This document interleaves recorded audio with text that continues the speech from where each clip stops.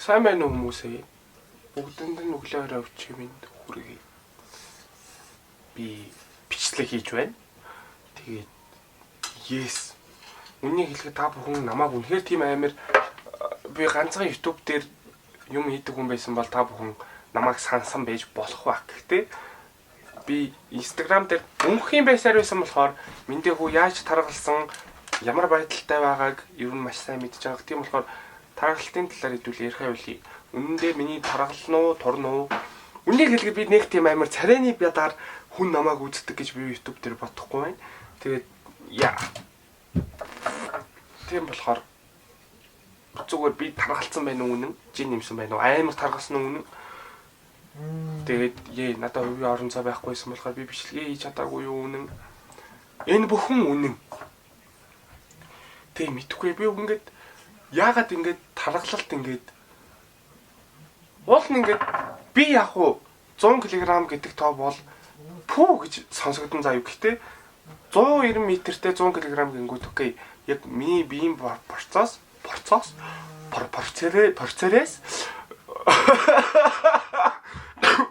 байнатаа. Миний биеийн процесс бол яг нэг махлаг эрүүл биетэй харагдчих болно. Гэхдээ мэдхгүй ингэж дээр би ингэж автобусаар сууж ирсэн чинь намайг нэг ихч пендисэн гэсэн. Тэгээд үгүй тэр яг болсон процесс нь би автобусанд суух гэсэн чинь окей би үннийг хэлэхэд автобусанд босоогоороо явах бол тэрний оронд алхацсан дээр заяа хүл ам би ерөн суудалтай явахыг ирмэлзэлдэг хүн байхгүй. Би ерөн 40-тай хүрээд болвол хүүхэд дээрлэхээс суудал босгодог хүн болж магадгүй гэж би өөрөөгөө бодож байна. Жохон муухагаар бодох заяа. Тэгэд би хоос автобус ирж байгаа суудлын төлөө алалцаад суудал суух гэсэн нэг ихч намайг би шахц юм уу яаж нэгсэн намаа баг бинтийсэн пиццаа гэсэн заяа. Тэгээ би яг би юу гэж хэлэх юм бэ те? Би яг үнийг хэлэхэд яг ингээд Instagram reel дээр миний авгаа чарактер гарч ирж болгоцсон бод тэмдэглэл дээр бол би хүнтэй хэрэлдэх гингүүд миний гар салгалаад идэг. Тэгээ би үнэхээр ингээд тэр их шиг ингээд те яг ингээд түлхээд баг автобуснаас гаргахад бүлийн хэмжээний байсан чсэн за мэндий хүү тайван бай. Тэ ямар ч ингээд амьдралд нь асуудалгүй хүнээс хизээч юм амир гарахгүй энэ хүн аимшигтай асуудалтай явж гин амьдрал нь маш хэцүү байна. Тийм байгаа болохоор энэ хүн надад ингэж уураа гаргаж гин гэдэг дүгнэлт гаргаад би тэр үнийг орхисон. Гэхдээ тэр хүн намайг автобусанд ирсаар л байсан. Тэгээ би ингээд пиндисэн гэдэг чинь ерөнхийдөө болвол бүр аимшигын тархан үнийг хэлдэж штэ. Тэгээ би үнэхээр ингээд пиндисэн байгаа юм болов уу гэдэг бодолтой явж исэн. За тэгсэн чинь ми бодол зүв байж таарсан уу мэдэхгүй. Дахиад тэр автобуснаас буугч ирсэн чинь би ямар ч хөдөлгөөн хийгээгүй байхад нэг хүн намайг битгий шахаатай буухын оронд гэсэн за. Би шахаагүй. Тэ би мэдхгүй эдний үеийнхээ ер нь амар асуудалтай. Би ерөөсөө ээж үеийнхний ойлгох их ч усгүй байна. Тэ ямар тач тэр их өөрөө тийм амарлаг тунхаа хүн байсан үгүй лүүгүй. Би бендисэн байгаа нь үний юм байна. Ямар тач тийм дүгнэлтэн төрсэн заяа. Окей. Тэр их өөрөө тунхаа байгаагүй штэ. Аимшигын сонин хөмсгөө шивүүлцэх ч байсан. Тэ би тэрийг яжilж болох ч байсан гэсэн за окей. Мэдээ хүү. Эрэгтэй хүн хизээж хов жив хэрүүл идэг юмнаас хол байх хэрэгтэй гэдэг юмыг би суулгах хэрэгтэй болохоор окей. No thank you. Тэгж орхисон тэг ерөнхийдөө болвол үнэхээр ингээд тарган туранхаагаар үл ялгарл хэрэгсэ тэр чинь энэ бол надад маш хүнд байна.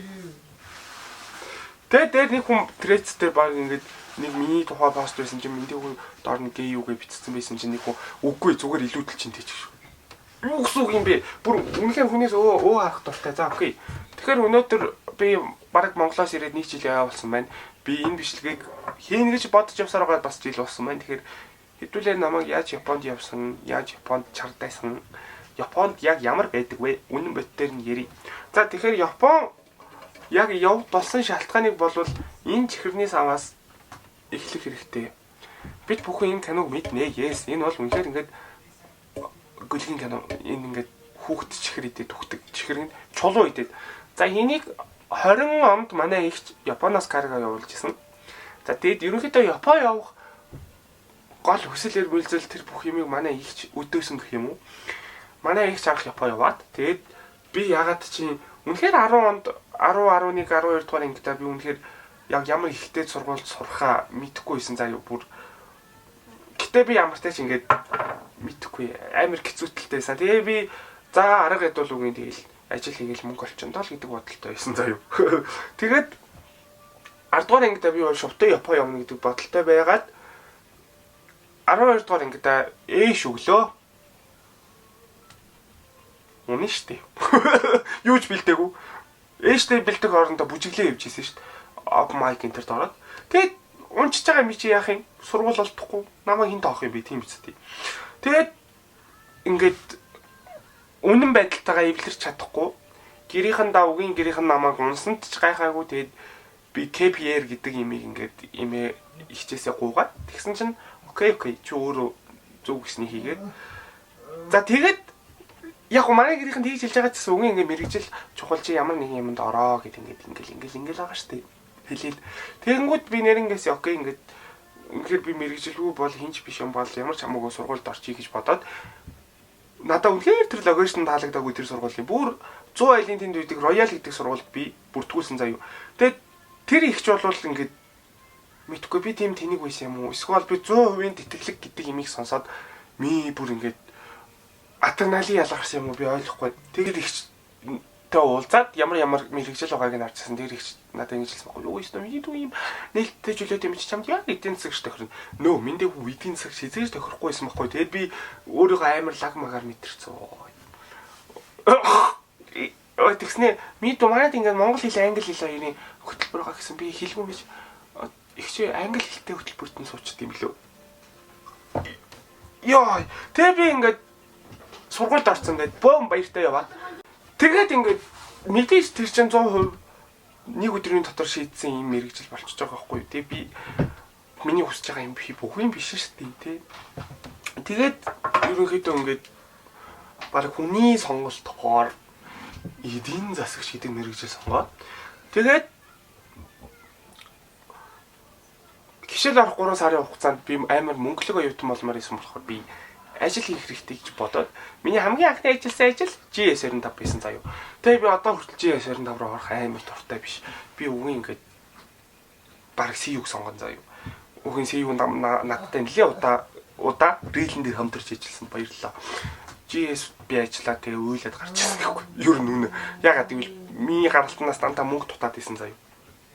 Тэгээд мэдгүй нэг сэний ихчтэй муудалцаад одоо бодоход миний зүг байсан юм уу тэр хүний буруу байсан юм уу мэдгүй. Тэгээд Шангрила би ингээд кино театрт хамгаалах шийсэн байхгүй. Тэгсэн чинь Шангрила хамгийн инээдтэй нь 7 хоногийн цалингээд надад 8500 төгрөг өгсөн байвал яг уу Шангрила биш Тэнгис кино театрынхаа тэгснэ нийгмийн наадхлын шимтгэл хийсэн. Тэгээ би эндээ ямраад уйлаад гэртээ уйлж орж ирээ. Тэгэд ингээд надад хамгийн хэцүү санагдсан. Би яаж нисгээс 100 айл руу хичээлдээ явах вэ? Зүгээр тэг би тэр Royal гэдэг сургуульд орохоо билсэн заяа. Зүгээр миний хамгийн сайн мэдчихсэн юм би ингээд мэрэгжил сонголт гэдэг юм дээр сэтгэл хөдлөлөөр шийдэж болохгүй миний гэдэг тэрэндээс ухаарад тэгэд окей би ямар ч тач насаараа хоолоо олж идэх мэрэгчлээ өөрийнхөө хүссэн мэрэгчлийг мэдэх хэрэгтэй байна гэдгийг би ойлгосон. Тэгэд мэдхгүй үннийг хэлэхэд би өөрийнхөө юу хий сайн хийж чаддаг өөрийгөө таньж мэдээгүй бай. Би имэд уйлаад имээстэ би ингээд ямар юм сургууль зургаа мэдхгүй хэрэг уйлсан юм. Минийгөө гадаад явах юм уу гэд.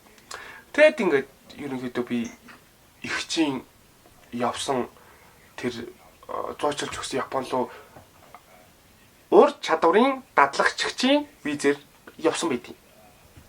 Зяагүй.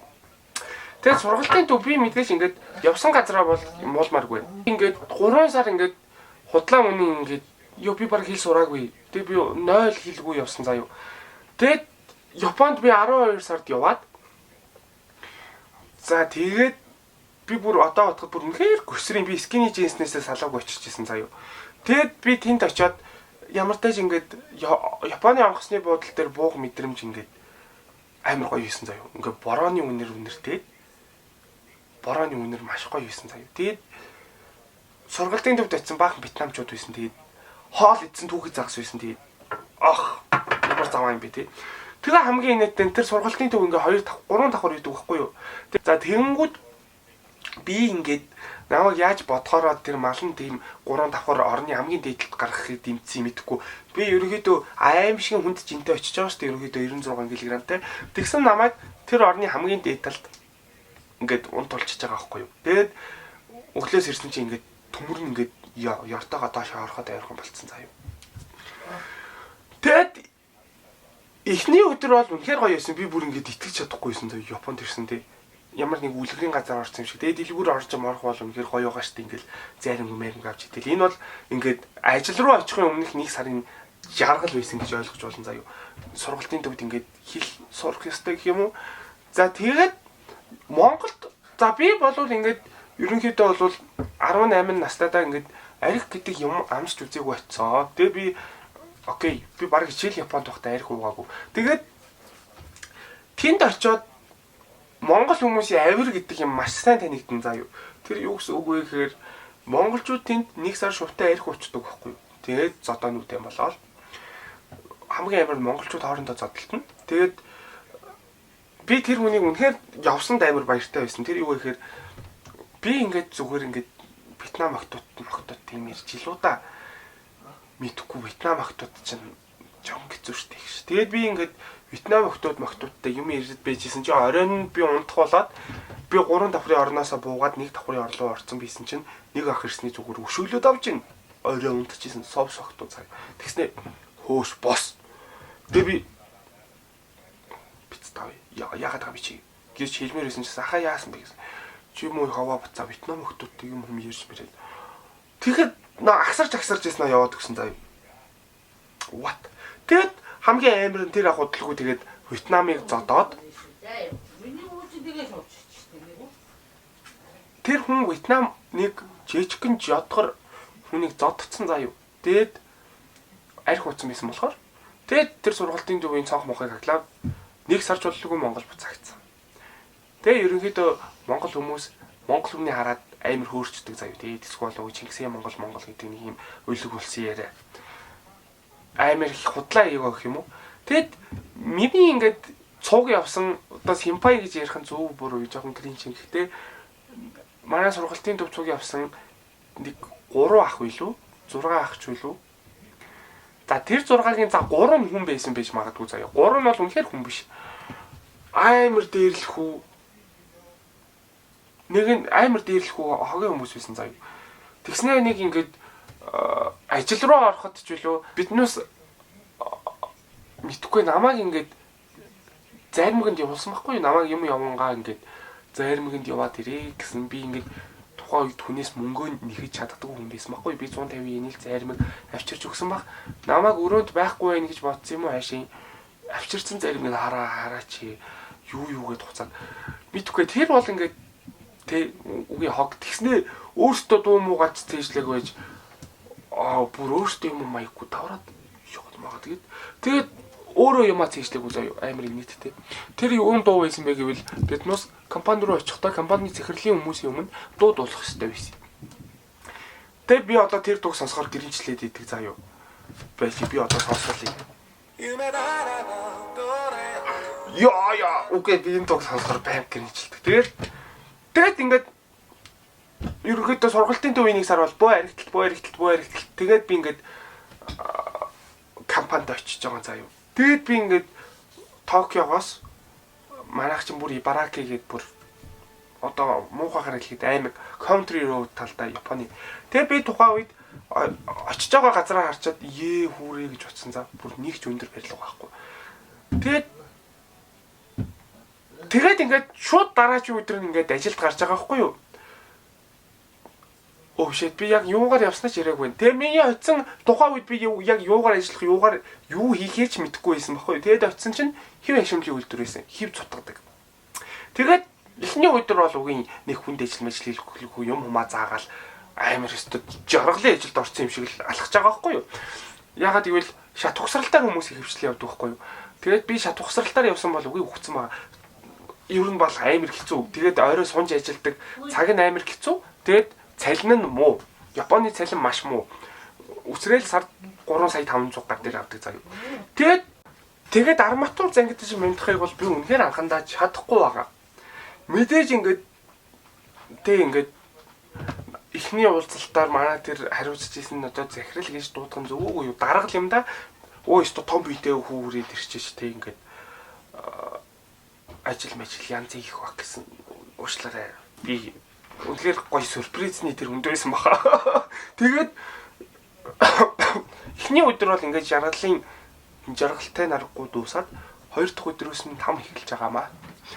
Ингээ өглөө 6-аас ингээд ажилдаа явдаг байхгүй юу, машинаар үргэж өгөөд. Тэгээд ингээд орчоод юу ихэ мэдгүй таг зогсцсон байжсэн чинь шууд манай дарга ирснээр намайг загнаад эхэлж байгаа эхний өдөр. Ийшээ яваач гэж чарлаад. За тэгээд надад бол би ингээд яг эхний өдөр юу болоод байгааг ойлгоогүй. Тэгээ би ингээд очиод юм хумаа төрчээд юу ихэ мэдгүй таг зогсчихсан дахиад намайг загнаад тэгсэн чинь нэг 80-та өвгөн байдаг байхгүй юу? Японд маш олон ахмад настай хүмүүс ажилладаг. Тэгсэн чинь би тэр 80-та өвгөний төхөөрөмжийг мэдхгүй ашиглаж Япон хүмүүс тийм сайхан ааштай гэж бодож ийн үгүй гэдгийг тэр ажлын 2 дахь өдөр бол надад бүр баталсан заа юу. Нэг шир хөвчөд тэгээ нөгөө туулна. Хэл усаалахгүй зүгээр загнаад байгаа юм шиг яагаад байгаа юм шиг ойлчихсэн аа. Yes, амар байсан. Тэгээд private ч where are you? Би ямар ч яаж тогтмол бичлэг хийх юм бэ манайхаа. Манай ээж миний яриад ингээ оролцоод ивэл хэцүү шүү дээ. Тэгээд баярлаа гэхдээ. Тэгээд ингээд төмөр хайрцаг хоёрыг ялгаж хайдаг гэдгийг ч надад ийм ч хэлээгүй дээ. Би шууд альчуур хийдэг хогийн сав руу хийсэн чинь тэр өвгөө ирснээр намайг амар загнаад эхэлсэн. За эхний өдөр шүү дээ. Тэгээ би бүр үнэхээр яг нөгөө өглөөний дарагт загнуусан шокондоош ороогүй байхад намайг хаг загнаад эхэлж байгаа байхгүй. Тэр өвгөн. Тэгээ би ингээд энэ өвгөн намайг үцхээ болчлоо гэж бодсон ч гэсэн үгүй ерөөхдөө. Тэр эхний сар бол амар хэцүүсэн. Би ажиллаа хийж чадахгүйсэн. Тэгээ би ирээл шууд унтчихдаг байсан заяа. Тэгээ би ажиллаа хийж чадахгүй байжгаад манай Монгол ах нар надад юм заагаа би юм үнэхээр сурч чадахгүйсэн. Тэгээд надад нэг амар хэцүү санагдсан. Чи ингээ ажиллаа хийж чадахгүй байгаад ах юм бол ижимэдүүлэн шүүгээд. Ижимэдүүлэх гэдэг нь дээрлэх гэсэн үг. Тэгээд yes, үгүй ижимэдүүлж байгаа юм чинь. Тэгээд ингээд нэг юм гадаа ажиллахгүй амар хялбар ажил руу би ингээ орж байгаа байхгүй юу? Хялбарыг чадахгүй ингээд хэв ашимлын үйлдвэрт би ажиллаж байсан болохоор гараад ирсэн ингээ хэв заа юу. Тэр хэвийг ингэж нөхөд ингэж бүгэлдэг ажил байсан. Тэгээ би ингээ хэлгүй болохоор ижимэдүүлсэн үү, ажиллаа хийж чадахгүй ижимэдүүлсэн үү гэвэл аль алин заа юу. Би үгүй аачгүй бэчгүй тэнд очисан. Тэгээд ингээд тэр нэг тентхийн нэг босс нь Японоор анааруу гэж бүсний нөх гэсэн үг байхгүй. Тэгээ би энэ нүхийг юу гэдгийг надаас Японоор асуух шиг болсон заа юу. Тэгэхээр би анааруу үгээ хэлсэн. Yes. Тэгээ намайг шоолоо. Тэгээд ингээд мэдхгүй ингээд шууд мэдхгүй юмныхаа өөдөөс заа гэж хэлж болохгүй шүү дээ. Тэгээ манай Япон захирал 1 сар болоогүй байхад ирснэ. Ажиллаа хийж чадахгүй бол Монгол руугаа яваарэ гэж хэлвэ. Тэгэхээр би хай гэж хэлсэн заа. Тэгээд өөдөөс бай гэхээр би бай гэсэн. Би тэгж хэлж байгааг нь ойлгоогүй.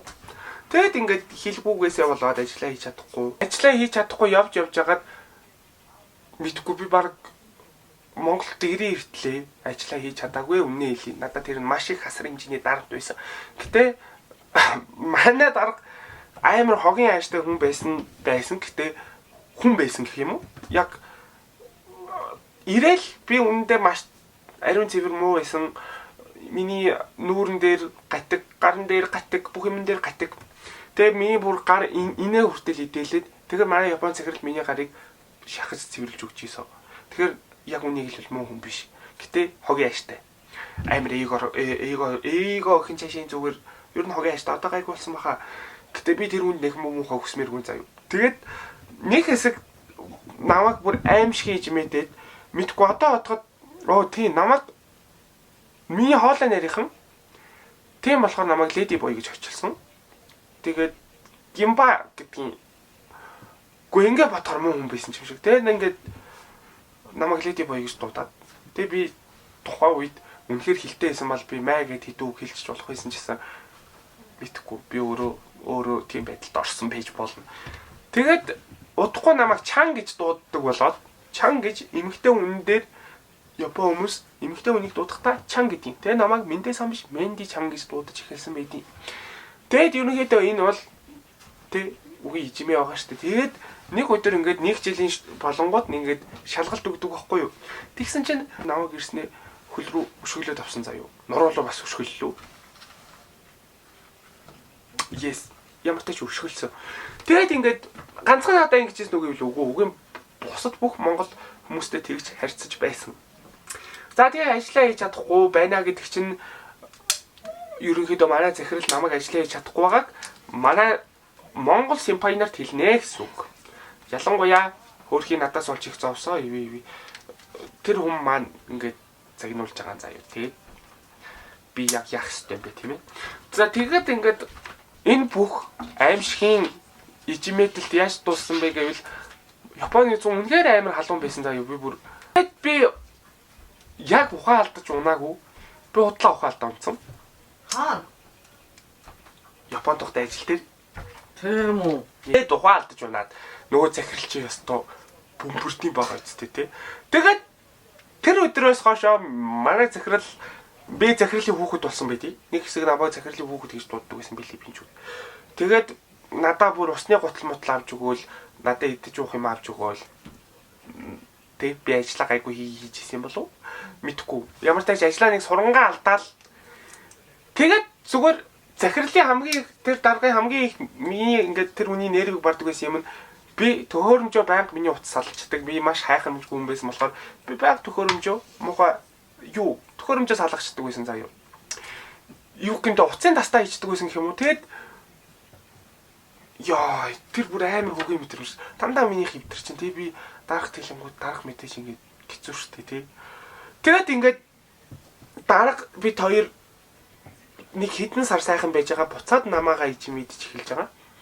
Тэгээд ерөнхийдөө бол тэгээд ингээд нэг юм тамийн тойр ингээд ороод явж итэл хүн чанар гэдэг юм танигдаж эхэлж байгаа. Тэр үед тэ үнийг хэлэхэд за окей чи нэг үзэж магадгүй чи үнэхээр хүн чанар хүн байсан. Yes. Миний зүгээр би Японд ирэхдээ би тусдаа өрөөнд өөрийгөө байна гэж бодсон чсэн би цуг явсан, цуг компанид ажиллахаар явсан нэг найзтайгаа өрөөндөө орсон. Тэр хүн намайг мэдрэл мотой гэж бодсон юм аашаа. Би ингээд гадуур явж байгаад ороод ирсэн байхгүй юу? Тэгсэн би нэг ийм дахианы мөч авцсан байсан заяа. Дахианы мөч. Тэгсэн чинь тэр хүүхэд миний би мэдрэл мотой биш. Тухайн үед би юу ч хийж чадаагүй дээ одоо хүртэл өөрийгөө жоохон амар тэнийх гайхдаг. Миний махыг гаргаад пэйжент хийсэн байгаа байхгүй юу? Тэгсэн тэрийг би маргааш нь мэдчихэж байгаа. Орой ирсэн чинь өөрөө баах юм авцсан. Тэгээ миний мах багтахгүй байсан болохоор тэр пэйжент хийгээд өмгөрүүлээ хийсэн байхгүй. Тэгснэ мэндээ хүн ингээд өвгөрүүлсэн интергээд. Тэгээд ашгүй би угийн жоохон бохир заван байсан байж болно гэх тэр тэсгийн аргагүй байсан байж болно. Гэтэ тэр бол маш хүн чанаргүй үйлдэл байсан би тэнийг биш.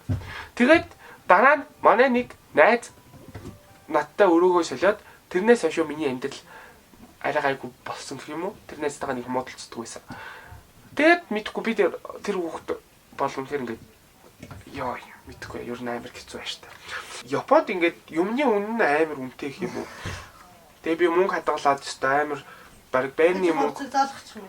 за байрны мөнгө хийдэг ухааны юм л бодоод явсан байгаа шүү дээ. Тэгсэн чинь түй маа. Яг ингээд үнэхээр ингээд хадгалж чаддаг бүр л хадгалах ба.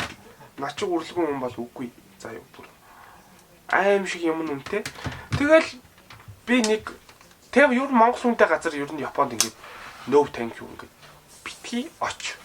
Тэгээд яг үнийг хэлвэл би өрөөнийхөндөө анх подкаст хийж байгаагаа хэлээгүйсэн.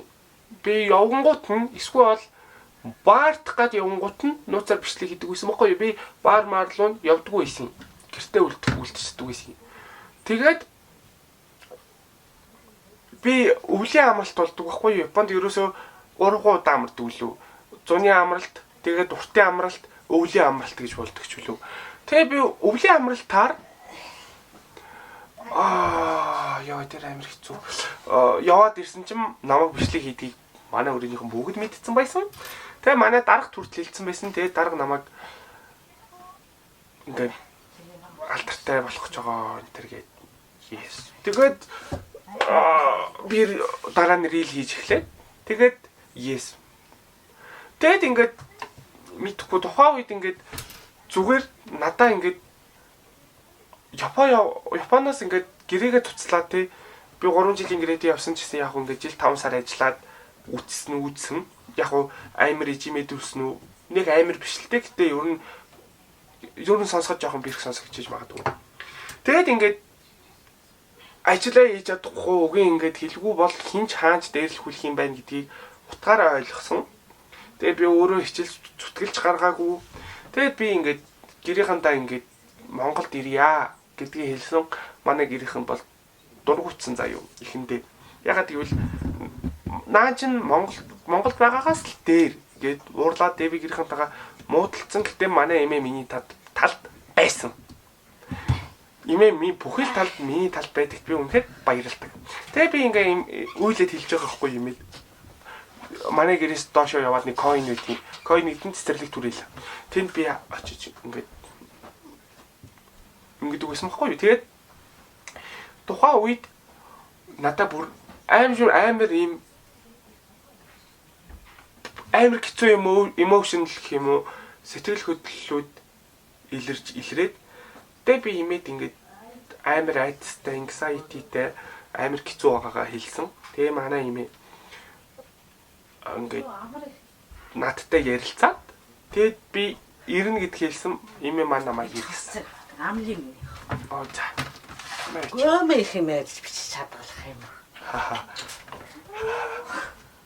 Тэгээд зүгээр миний сэтгэлд хамгийн хүрсэн би зүгээр манай өгшин настай эмээ маань яаж манай хоёр ахыг асарж байгаа болоо гэдгийг надад төсөөлөхөд маш хэцүү байсан. Тэгээд үнэндээ би тэг өгшин настай хүнд ингээд амар их ачаа болцсон. Тэгээд хадгалсан ч мөнгөгүй би тэнд байжснаас Монголдо ирсэн надад амар санагдсан байхгүй юу.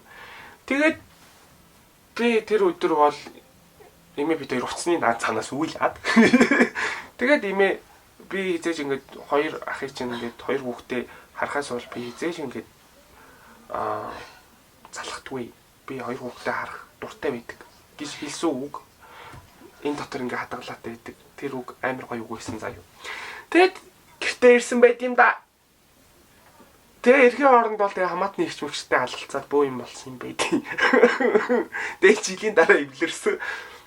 Одоо ботход би бас амар тэнэг ингээд намайг бодож хэлсэн үгийг би ойлгоогүйсэн бэлээ. Тэгээд яг ингээд товчоор ярихад бол Японд амжирах бол юм байсан.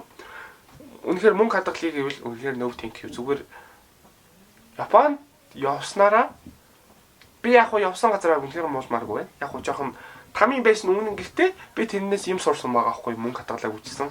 Яаж ч би тухайн үед би ингээд 3,500-ын цалин авч ирсэн. Гэхдээ миний 10 жилдээ байхад мөнгө л олж ивэл амар гоё жаргалтай амьдрах гэдэг ойлголт нуруу унсан. Би 3,500 олж исэн ч гэсэн сард ажиллаад тэр чинь бас миний зовсны төлбөр шүү дээ. Зовж ич авч байгаа мөнгө. Тэгэхэд би тийм жаргалтай байсныг хүлээгүй. Мөнгө амар жаргалтай байлгадаг юм байна. Тэгээд хүн бүр ингээд хүн бүрийн үзэл бодол ингээд туулсан зовлонгоороо шал өөр байт юм байна тий. Тэрийг ойлгосон. Зүгээр надаа зүгээр нэг юм амьдралын амар үнцэнтэй юмыг ойлгоход маш их пуш болсон. Тэм учраас би энэ газрыг муулмааргүй байна. Өөрөө өгөөчтэй газар байсан баярлаа. Гэтэ мөнгөний үед биш. Гэтэ мөнгө ч чухал биш. Зүгээр магадгүй тэрийг надад ойлгуулахын тулд бурхан багш тийшээ явуулсан баха. Тэгээ би ерөнхийдөө зүгээр Япон явснараа байгаа газараа байгаа зүйлээсээ яаж enjoy хийж таашаал мэдрэх вэ, жаргалтай байх вэ гэдэг зүйлийг би ойлгосон. Энэ бол хамгийн чухал. Тэгээд мэдхгүй би тухайн үед миний Asian оноо нэг хүчнтэй ухаантай байсан болохоор ч юм уу зүгээр намайг тоож авах сургууль нь урлагийн сургууль байсан болохоор ч юм уу үнэхээр би чин сэтгэлээсээ жүжигчин гэдэг мэргэжлийг хүсэж ирсэн нөө мэдэхгүй байна. Тухайн үед би Монголд ирээд үгүй ингээд ажилчгүй юучгүй байхын оронд сургуульд орох хэрэгтэй юм шиг санагдаад. Тэгээ би нэг бодлын сүүлд бодоход би за энэ юусоо ингээд амар хэцүү байдалд орохгүй тулд би энэ өөр ийм хийсвэр мөрөөдөл тий жүжигчин гэдэг мөрөөдөл яг ингээд үүсгэсэн юм шиг санагдсан. Мэдээж энэ бүхэн хийсвэрээс болохоор би Монголд ирээд удалгүй сургуулиас аварсан. 2-3 сар л суусан баг. Тэгээд ерөнхийдөө одоо хүртэл би Японд очиод яг илүү ийм үн цэнтэй юм хүмүүсийг ойлгосон болохоос биш яг өөрийгөө таньж мэдих тал дээр би одоо ч дутууд үлмэг байна. Яг үнийг хэлбэл би цаашаа юу хийж амьдрахаа мэдэхгүй байна. Рилидэг баачка байх уу? Энэ хэр карьертэй би насаараа олж идэх гэдэг юм уу? Гэхдээ үнэхээр Монголд ирснээр бол би муудаагүй. Яг миний сонголт, түүний сонголт өөртөө зөв байдаг бол үнэн. За, үнэхээр би та бүхэнд гэж хэлэхэд би Японд ажиллаж исэн цалингаа хэд нугалж энд 1 сарын дотор олж ийн. Энэ бол амжилт. Бурхан багш намайг шагнаж байгаа байх гэж би бодож байна. Тэгэд ерөнхийдөө гадаадд амьдрахын сайн бол муу тал бол энэ л байна да.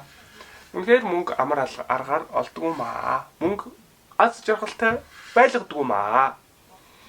Тийм ээ. Тэгээд яа хэдий гэрийнхэн ч амар муухайштай ч үргэлж ингээд миний талд байна. Миний нэ. Тэгээ ямар ч тач Японд зовсон түүх ингэж дуслаа. Тэгээ мэндий хүү Монголд ирээд амар гоё чөлөөтэй жаргалтай байгаа. Би зүгээр одоо байгаа юмдаа сэтгэл хангалуун байна. Тийм болохоор би өөртөө сэтгэл хангалуун байна. Би таргалсан гэсэн миний байгаа байшин миний гэр ингээд надтай болж байна. Тийм учраас нэг илүү юм шунахгүй байна. Мөнгөнд хийдэг шунах юм бол мөнгө орж ирэхгүй. Зүгээр хайчих юм бол орж ирэх юм шиг санагдаад идэв. Зүгээр байгаа юмдаа enjoy хийгээд гоё байх хэрэгтэй. Баярлаа. Thank you. Тэгээд ингээд яас. Би үгүй ажиллаа хийж чадахгүй. Тэгээ гадаад явах гэж байгаа бол хилээ сайн сураараа хэлэг уул чи хинч биш. Атлагдана. Дээр л хүлнэ. Ядаж ингээд пан гэсэн үг хэлэх юм бол дараа дараач удаа тийм гарахгүй. Yes. Баярлаа. Баяртай.